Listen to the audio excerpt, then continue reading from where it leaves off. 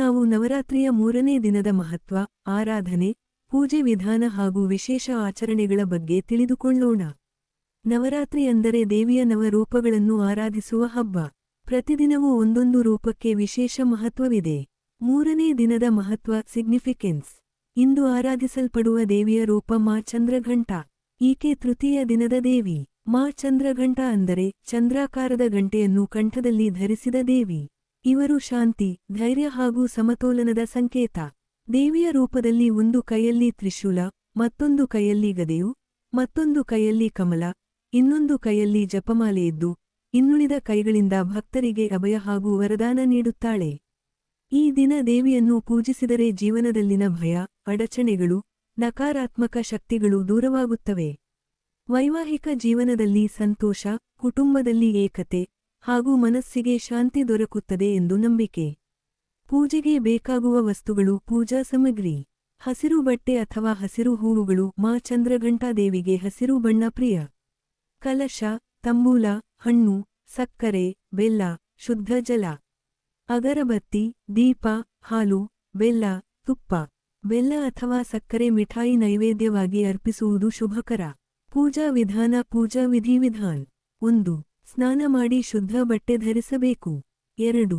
ಮನೆಯಲ್ಲಿ ಸ್ವಚ್ಛತೆಯನ್ನು ಕಾಪಾಡಿ ಪೂಜಾಮಂದಿರದಲ್ಲಿ ಕಲಶವನ್ನು ಸ್ಥಾಪಿಸಬೇಕು. 3. ದೇವಿಯ ಚಿತ್ರ ಅಥವಾ ವಿಗ್ರಹವನ್ನು ಹೂವುಗಳಿಂದ ಅಲಂಕರಿಸಬೇಕು. 4. ದೀಪ ಹಚ್ಚಿ ಅಗರಬತ್ತಿ ಬೆಳಗಿಸಿ ದೇವಿಯನ್ನು ಧ್ಯಾನಿಸಬೇಕು. 5. ಸಂಕಲ್ಪ ಮಾಡಬೇಕು. ಮಮ ಸಮಸ್ತ ದುಃಖ ನಿವಾರಣಾರ್ಥಂ, ಕುಟುಂಬ ಸಮೃದ್ಧ್ಯರ್ಥಂ, ಶ್ರೀ ದುರ್ಗಾ ಚಂದ್ರಘಂಟಾ ಪೂಜಾಂ ಕರಿಷ್ಯೆ. 6. ದೇವಿಗೆ ಕುಂಕುಮ, ಹಾಲು, ಅಕ್ಕಿ, ಹೂವುಗಳನ್ನು ಅರ್ಪಿಸಬೇಕು. 7. ಹಸಿರು ಹೂವುಗಳು ಹಾಗೂ ಬೆಲ್ಲದ ಮಿಠಾಯಿ ಅರ್ಪಿಸಿ ನೈವೇದ್ಯ ಸಮರ್ಪಿಸಬೇಕು. 8. ದೇವಿಯ ಮಂತ್ರ ಜಪ ಮಾಡಬೇಕು. ಓಂ ದೇವಿ ಕೈರಾಯ ನಮಃ. ಈ ಮಂತ್ರವನ್ನು ಕನಿಷ್ಠ 108 ಬಾರಿ ಜಪಿಸಿದರೆ ಶುಭ ಫಲ ದೊರಕುತ್ತದೆ. 9. ಆರತಿ ಮಾಡಿ ದೇವಿಗೆ ಪ್ರಾರ್ಥನೆ ಸಲ್ಲಿಸಬೇಕು. ವಿಶೇಷ ಆಚರಣೆಗಳು ಮತ್ತು ನಂಬಿಕೆಗಳು. ರಿಚುವಲ್ಸ್ ಮತ್ತು ಬಿಲೀಫ್ಸ್. ಇಂದು ಹಸಿರು ಬಣ್ಣದ ಬಟ್ಟೆ ಧರಿಸುವುದು ವಿಶೇಷ. ಬಡವರಿಗೆ ಅನ್ನ, ಬಟ್ಟೆ, ಹಣ್ಣು ನೀಡುವುದರಿಂದ ಪುಣ್ಯ ಲಭಿಸುತ್ತದೆ. ಮನೆಗೆ ಬಂದ ಅತಿಥಿಗಳಿಗೆ ಪ್ರೀತಿಯಿಂದ ಊಟ ನೀಡುವುದು ದೇವಿ ಪೂಜೆಯ ಸಮಾನ.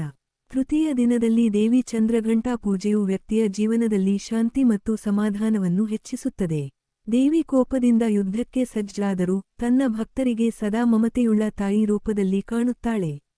3ನೇ ದಿನದ ಫಲ. Benefits of worship. ಕುಟುಂಬದಲ್ಲಿ ಕಲಹಗಳು ದೂರವಾಗುತ್ತವೆ. ಶತ್ರುಗಳ ಪ್ರಭಾವ ಕಡಿಮೆಯಾಗುತ್ತದೆ. ದುರ್ಬಲ ಮನಸ್ಸು ಬಲಿಷ್ಠವಾಗುತ್ತದೆ. ಆತಂಕ, ಭಯ, ಮಾನಸಿಕ ಒತ್ತಡ ನಿವಾರಣೆ. ದೀರ್ಘಕಾಲದ ಕಾಯಿಲೆಯಿಂದ ಮುಕ್ತಿ.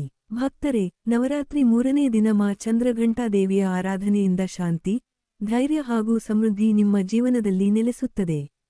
ಆದ್ದರಿಂದ ಈ ದಿನದ ಪೂಜಾ ವಿಧಾನವನ್ನು ಶ್ರದ್ಧೆ, ಭಕ್ತಿ, ಶುದ್ಧ ಮನಸ್ಸಿನಿಂದ ಆಚರಿಸಬೇಕು. ಭಕ್ತಿ ಇದ್ದಲ್ಲಿ ದೇವಿ ಕರುಣೆ ಅನಿವಾರ್ಯ. ಎಲ್ಲರಿಗೂ ಶ್ರೀ ಚಂದ್ರಘಂಟಾ ದೇವಿಯ ಆಶೀರ್ವಾದ ದೊರಕಿ ಸುಖ ಸಮೃದ್ಧಿ ತುಂಬಿದ ಜೀವನವಾಗಲಿ ಎಂದು ಹಾರೈಸುತ್ತೇನೆ.